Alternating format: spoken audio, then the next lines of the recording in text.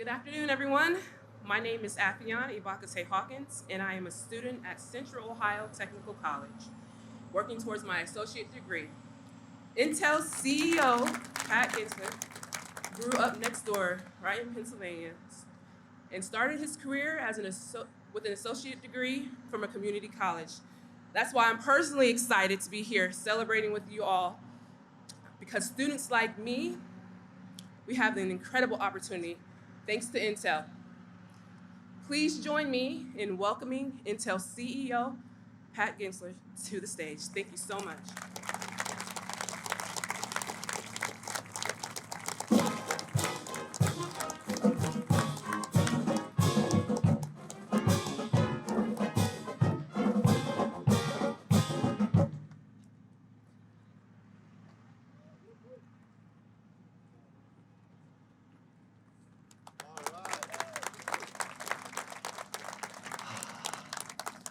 Ah, we made it. And as you think about this moment, I just ask you, what aspect of your life is not becoming more digital? Every aspect of health, every aspect of social, every aspect of transportation is becoming more digital. And everything digital runs on semiconductors. And our ability to work remotely through the pandemic was because of semiconductors, to stay connected with our families and friends, to have virtual schooling and healthcare through this period of time.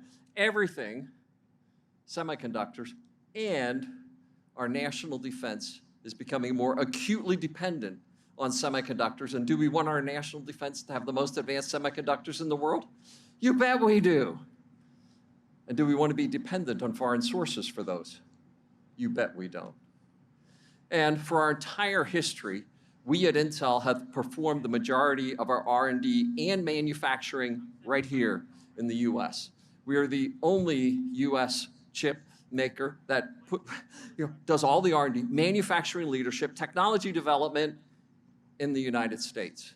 And as we came to this period in our strategy, we put our chips on the table. Yeah, I like that joke too. And we did it.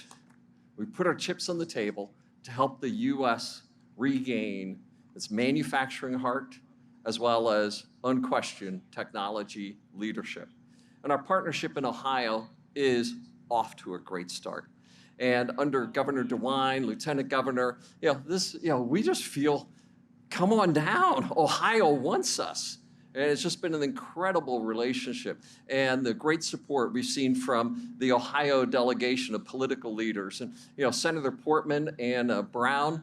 These have just been extraordinary partners for us. And I show up in D.C. and boy, we just go to work, together. And of course, Representatives Balderson and Beatty. Just thank you so much for the partnership. And this great state of Ohio has this tradition of manufacturing. You all like to build stuff. And that's exactly what we're going to do together. We are going to build the most advanced stuff in the world right here in Ohio. And we benefit from this long tradition. Essential industries, steel, engines, automobiles, chemicals, and more. And because of that manufacturing tradition and the strong technology capabilities of the local universities, this became an obvious choice. And back in January, Ohio Senator Brown, made that statement, the Rust Belt is dead and the Silicon Heartland begins. And I'll say, he was the one to kill the Rust Belt, but Silicon Heartland, that was my phrase. But this idea of the Silicon Heartland, right? An epicenter of leading edge technology. And Intel's factory right here will produce the most advanced process technologies in the world. And our customers, our foundry customers, some of them being here today, they need the best stuff for their products. Everything from high performance mobile, artificial intelligence, advanced computing, cloud, all of that will be a result of these factories behind us. Advanced packaging, reliable workforce, including, as you've seen today, the most advanced trades on the planet are required to build this facility. And I'll just say, we are thrilled for the response that we have seen across that spectrum. And I say every aspect of highly trained technical workers, construction, we're going to get to work. And we only gave you half a day off for the groundbreaking, so don't screw around, get back to work. But it also is that pipeline of talent in science, engineering, mathematics, innovation, the imaginative, creative skills. And I like to say it's not just STEM, it's STEAM, science, technology, engineering, arts, and math. And the need for these skills in America is growing, and we're not keeping pace with that pipeline. And fewer US students are choosing the sector of semiconductors and manufacturing engineering as a career choice. We need to change that. And we need to bring this workforce forward. And that's why you heard this morning from Christy Pambianchi, where we are committing our 50 million, the first 17.7 million committed in these first 8 partnerships with 80 participants. This is the first step, but it's just the first step, because we are moving forward to build the next generation workforce and to harvest. And I want, as I say, I want every mother and grandmother in the state of Ohio to say, you don't need to go to the coast, come home and work right here. And it's not, and it's not low-end workers, it's not medium, it's not the highest PhD, it's not construction workers, it's not the next generation, of math. And we had, Finn up here, the next CEO of Intel. It is all of them across the entire spectrum is what we need. And as someone who began my career, my family is here. My mom and dad went to school in a one-room 1st through 8th grade schoolhouse where my mom still lives today. She said, go to school.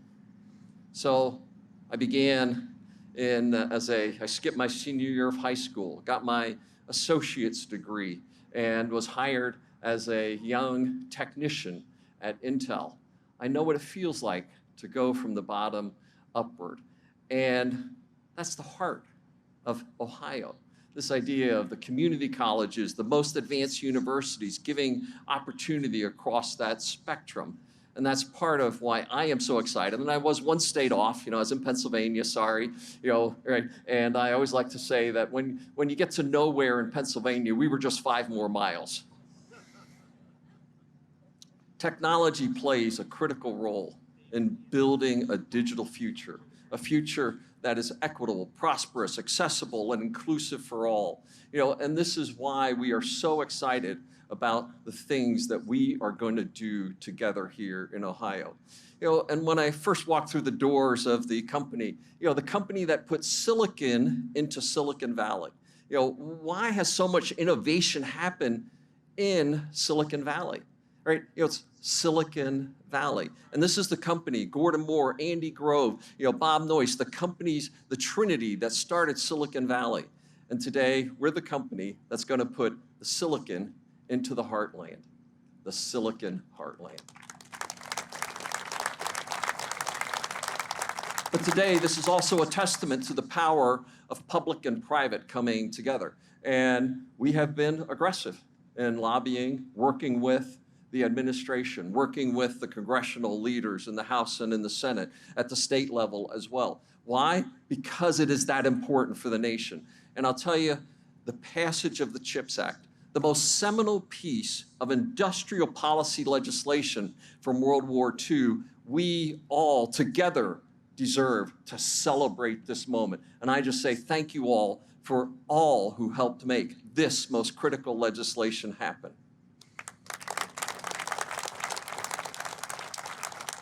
And I just say, regardless of political affiliation, this is a proud moment where we reached across the aisle and we got something really important done.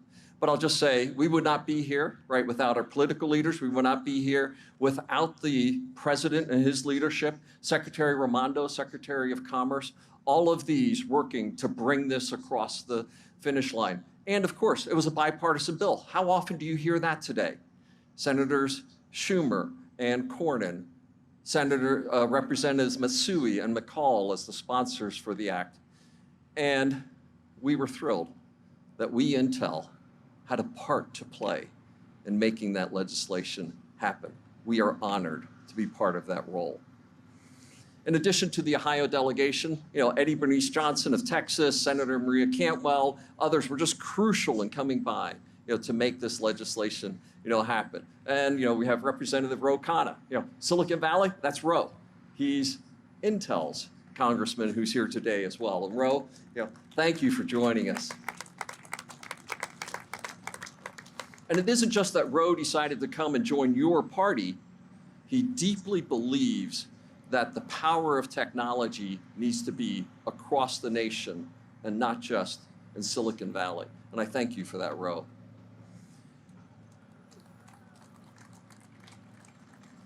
And with that, it is my honor, an honor that a farm kid from Pennsylvania should never even dream of, the honor to say the following words. It is my pleasure to introduce the President of the United States. Please join me in welcoming President Biden.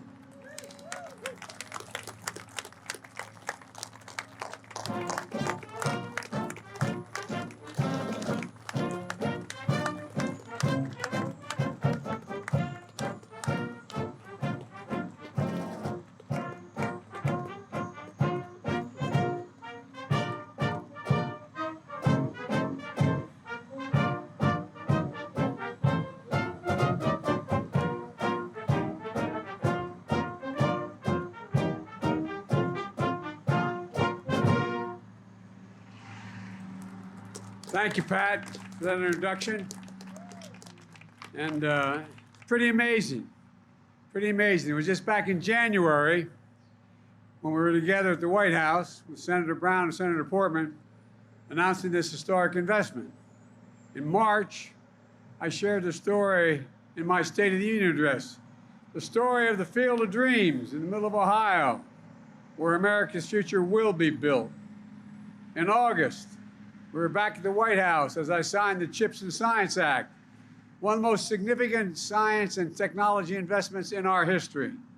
And now, in September, Gov, we're here breaking ground. And thanks for the passport to get to the state, Gov. Appreciate it. All in 9 months in America. I want to thank Sherrod Brown for his relentless work, especially making sure that labor is in on this deal. And Pat just mentioned what Sherrod makes clear. It's time to bury the label Rust Belt and call it, as Pat said, the Silicon Heartland. That's what's happening in these 1,000 acres. I want to thank Rob Portman for being the gentleman and decent man that he is and for showing that Democrats and Republicans can work together to get big things done for our country. I really mean it. I'm trying to find where he's sitting, but he's a good man. Thank you. You're leaving a hell of a legacy as you leave what you're doing as a consequence of you, in large part.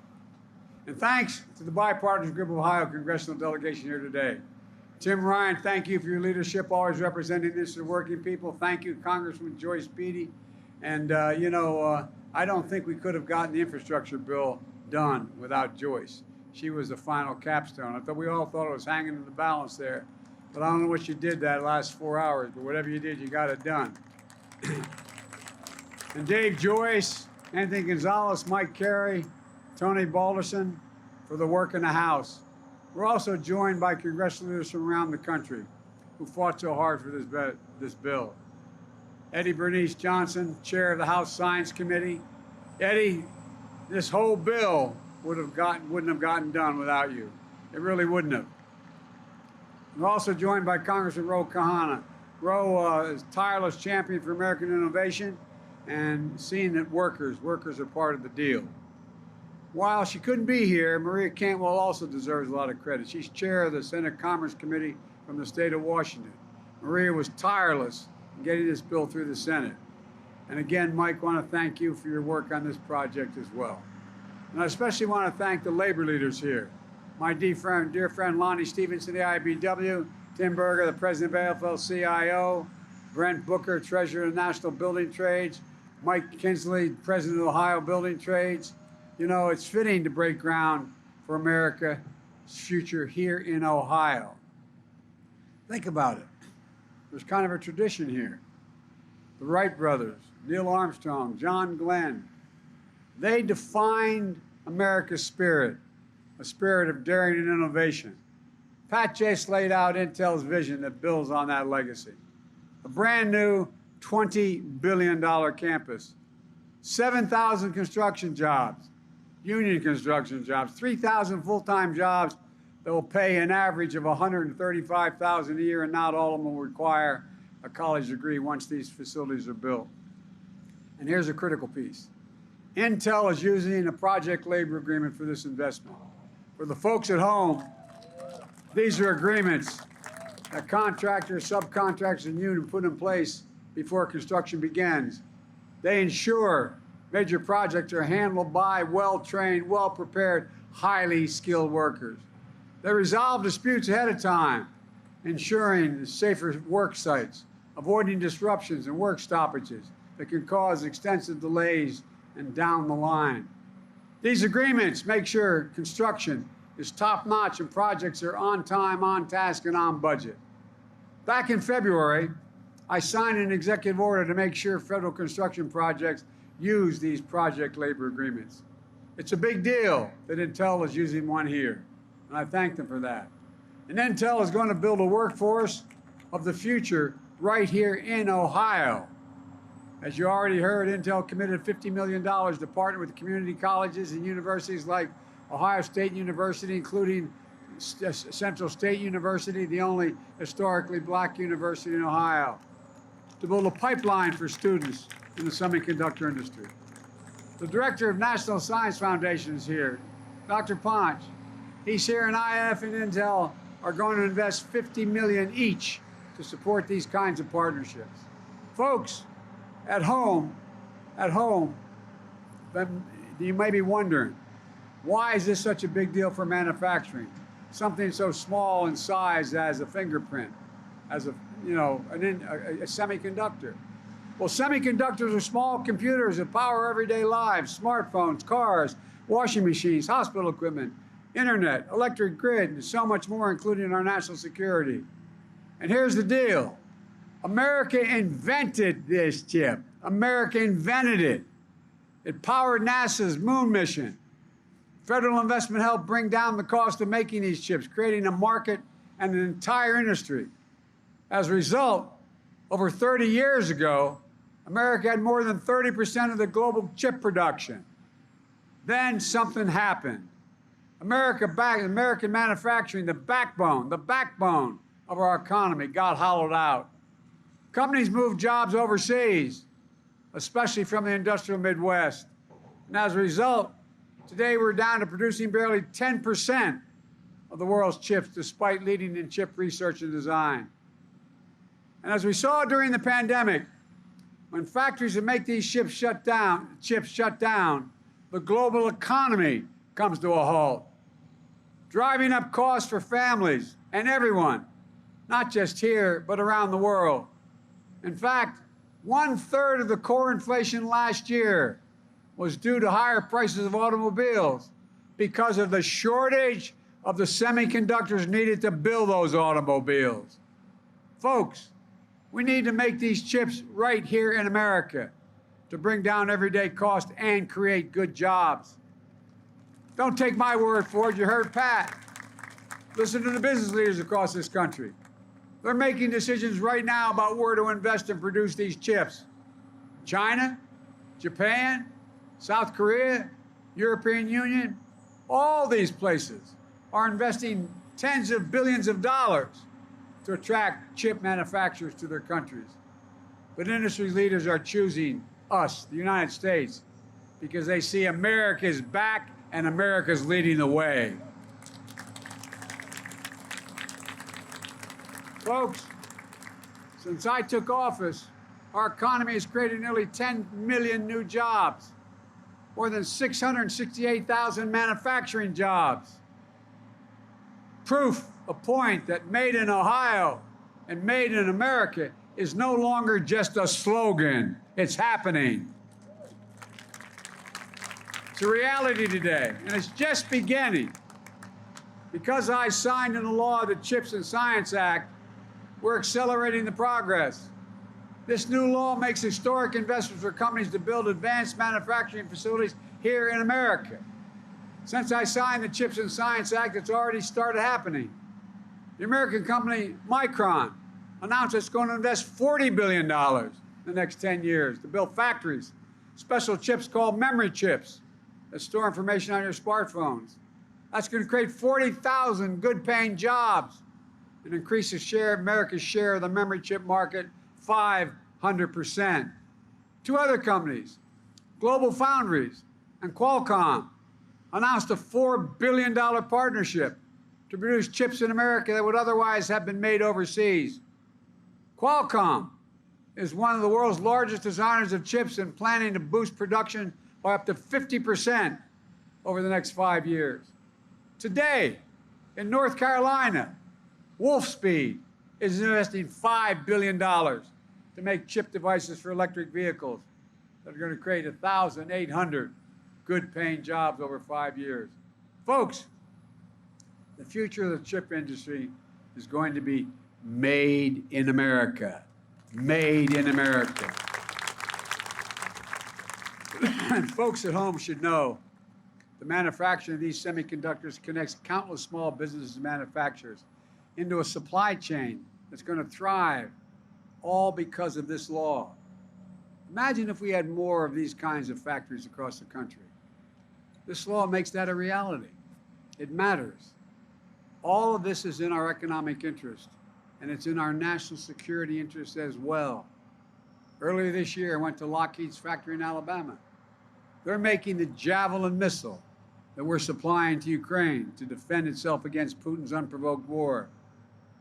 We need semiconductors not only for those Javelin missiles, but also for the weapon systems of the future that are only going to be more reliant on computer chips. This goes well beyond commercial need. Unfortunately, we produce zero of these advanced chips in America.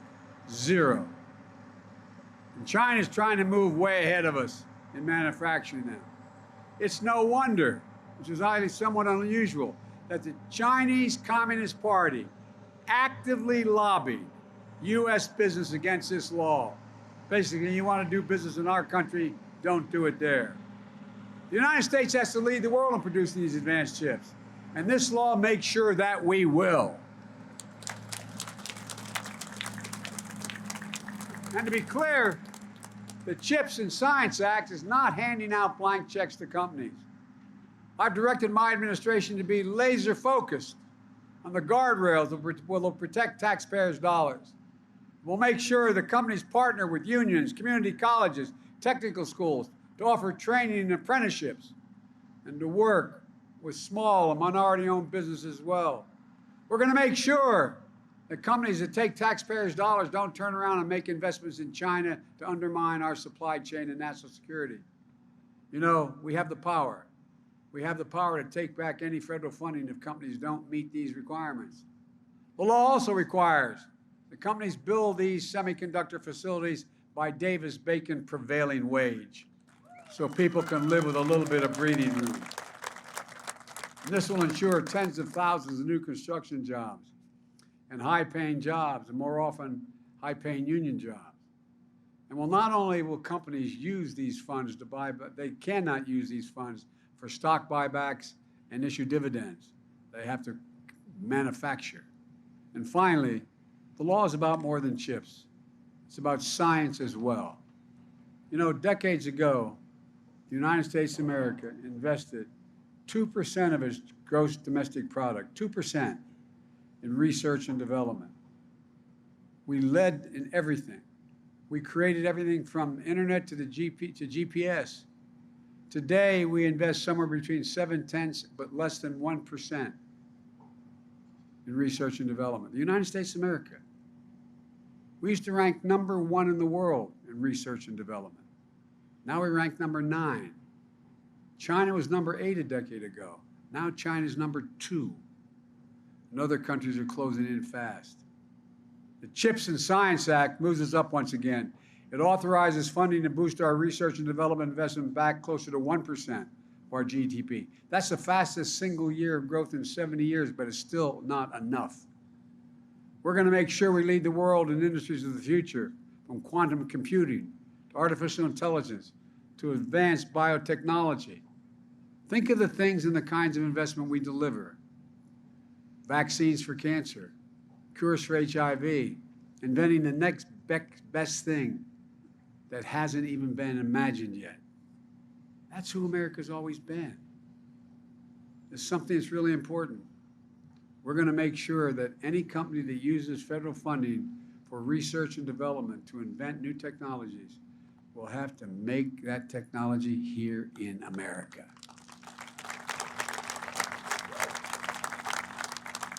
And that means we will invent it in America and make it in America. And we're going to make sure we include all of America. We're going to support entrepreneurs and technology hubs all across the country, including historically black colleges and universities, minority-serving institutions, tribal colleges. We're going to tap into the greatest competitive advantage we have, our diverse and talented workforce that's urban, rural, and suburban. Folks, I've asked Pat and many other leading businessmen leaders this question. When the United States decides to invest in considerable resources in a new industry that we need to build, does that encourage business to invest as well? And the answer is yes. Overwhelmingly, ask any major business person, because they say if we think it's worth investing in, and we're putting tax dollars into it, it has an increased possibility of being usable and workable. Federal investments attracts private investment. It creates jobs. It creates industries. It demonstrates we're all in this together. And I believe there's another reason why companies are choosing the United States. It's because we're better positioned globally than we have ever been in a long, long time. We've seen a faster, stronger economic recovery than any other advanced nation on earth. I met with one of the leading companies, research companies in South Korea. I asked why they're going to invest billions of dollars in the United States. He said, because you're the most secure nation in the world. We know if we invest, we'll be secure. And secondly, this surprised me, you have the best workforce in the world. Folks, and we have the best universities in the world. Dynamic venture capitalist system, a rule of law that protects international property. And thanks to the infrastructure law that I signed with the help of many of the members who are here today, that means better roads, bridges, ports, airports, clean water, high-speed internet for every American. That's going to create millions of jobs all by itself. This is a game changer. Let me close with this. This is about our economic security. It's about our national security. It's about good paying union jobs you can raise a family on, as my dad was saying, have a little bit of breathing room. Jobs now, jobs for the future, jobs in every part of the country. We're not going to leave a part behind. There's no need to not develop the whole country. Jobs that show the industrial Midwest is back. The industrial Midwest is back. And that's what you'll see in this field of dreams. PhD engineers in science alongside community college graduates, skilled craftsmen, men and women, people of all ages, races, and backgrounds with advanced degrees or no degrees, working side by side doing the most sophisticated manufacturing that's ever been done. Pat was explaining to me what these are going to look like. Correct me if I'm wrong, Pat, but I was impressed. You're going to dig down 60 feet, 10 football fields long. You're going to make that all cement. You're going to use that as basis to build on, because you need security, you need stability for what you have on top, and you're going to build up stories beyond. I mean, this is incredible. Making a tiny computer chip, the size of a fingertip. They're showing what we've always believed. And I want to emphasize this, and I'll get out of your hair. I mean this. You've heard me say this for a long time. There is nothing, I mean this from the bottom of my heart, there is nothing, not a single thing beyond our capacity as a nation if we do it together as the United States of America. And that's what we're going to do. This is an inflection point. Everything. We're going to look back on this period 20 years from now and say, that's when it began to change. God bless you all, and may God protect our troops. Thank you, thank you, thank you. And Pat, thank you.